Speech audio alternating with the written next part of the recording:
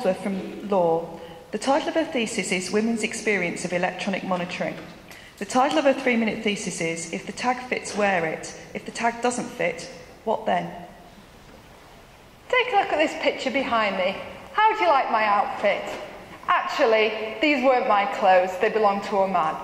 They weren't designed to fit me, and as you can see, they don't. They were uncomfortable and embarrassing to wear.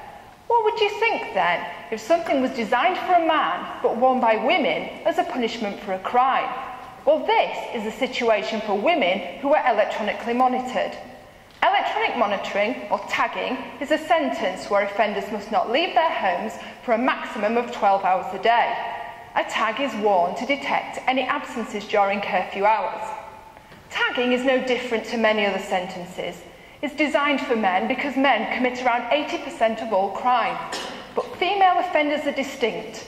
They generally commit less serious offences and they're less likely than men to re-offend.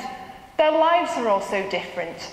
They often have multiple complex offending-related needs and they're also more likely to care for children.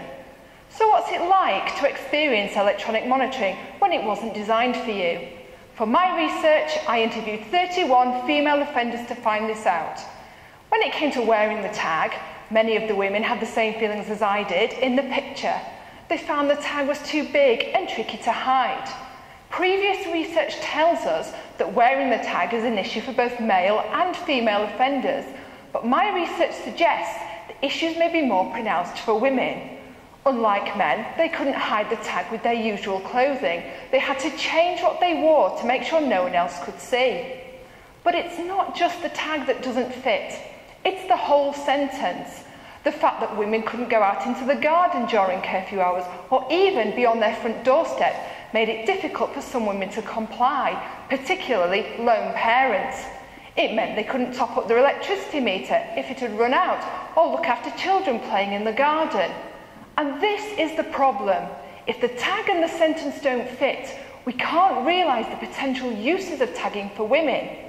Where women have no rehabilitative needs, it could be used to limit their involvement with the criminal justice system. This was the case for many of the women I spoke to. 2/3 were first-time offenders who described their offences as silly mistakes that they would never repeat. Or it could be used as an alternative to prison. There are over 4,000 women in prison in England and Wales, mostly for non-violent crime. This number could be reduced through the use of tagging. But we need to make sure not only that the tag fits, but that the whole sentence does too. Thank you.